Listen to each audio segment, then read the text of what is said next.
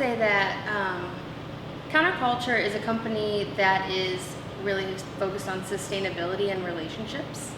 Our mission statement really includes ideas about sustainability in terms of fiscal sustainability, social sustainability, environmental sustainability, and that's something that we hold really important to us and strive to always be better at.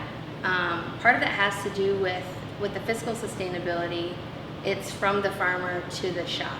So how can we have the farmer having a really sustainable income and livelihood, as well as helping shops charge enough money for a quality product, have the skills to deliver that product.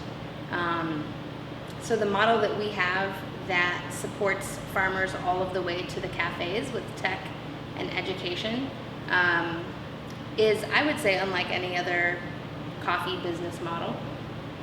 Yeah, our education program is very well organized. Each class includes a manual that each participant receives, as well as a presentation, like a PowerPoint presentation. PowerPoint might be like a trademark thing, and we use the Apple version of that. Whatever that is, a slideshow. Each class includes a slideshow that's put out by our counterintelligence program, and so we're all conveying the same exact material with our own personal flair. And the types of classes that we offer are two sorts of tracks. The espresso track, which includes 3 espresso focus classes, and then the coffee steward track, which is more focused on palate development and understanding the history of coffee, as well as brewing.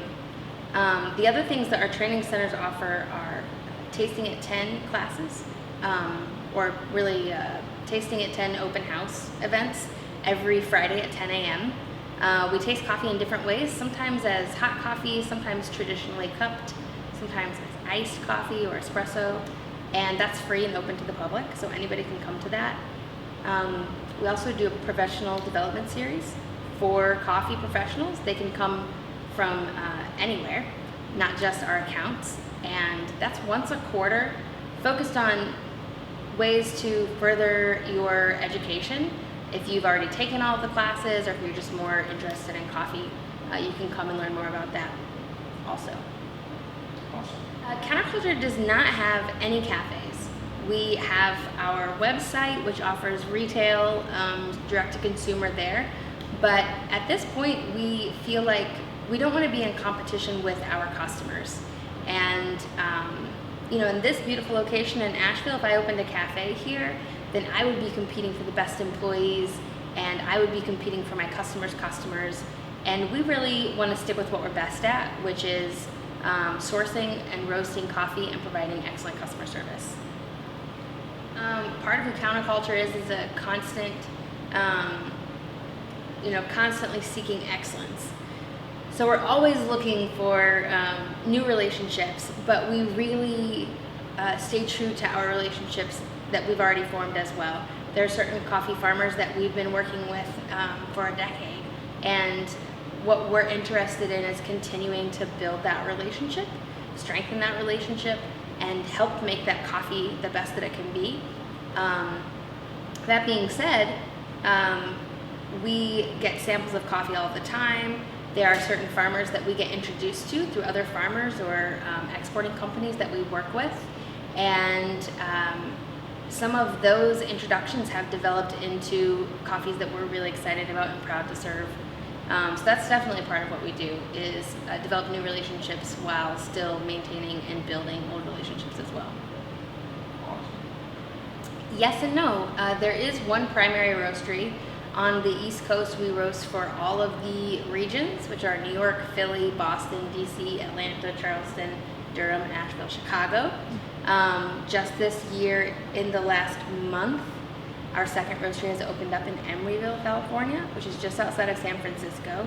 And we have a training center now in Emeryville to support the San Francisco region.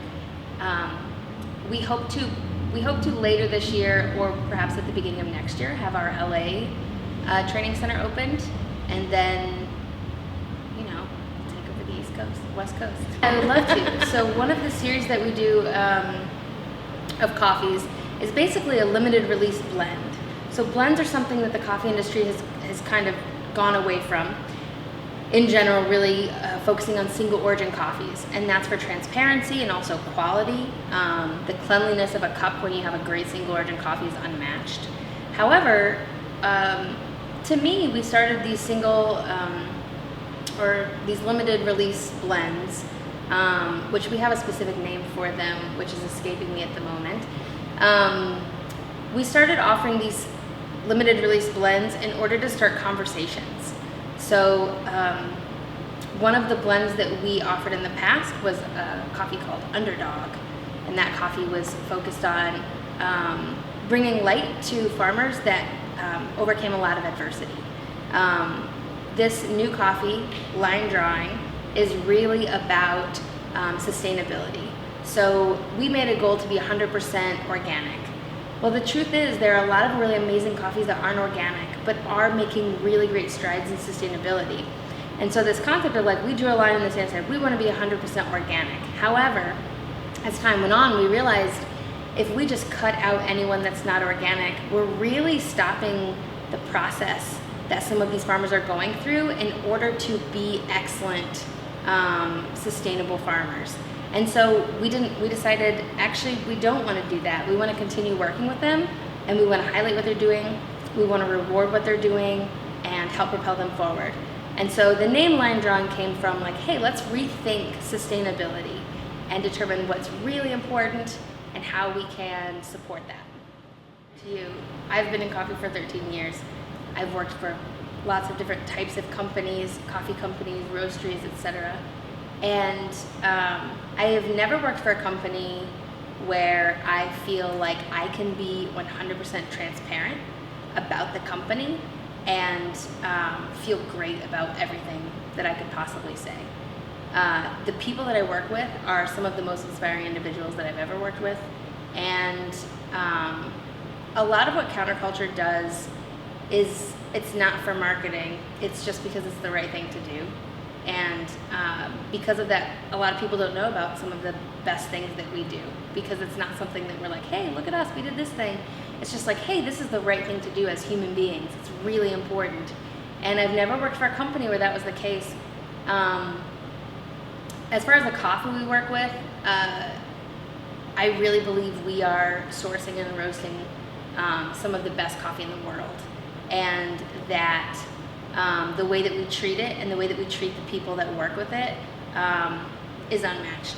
And I am such a small part of that, but I couldn't be happier to be any part of it.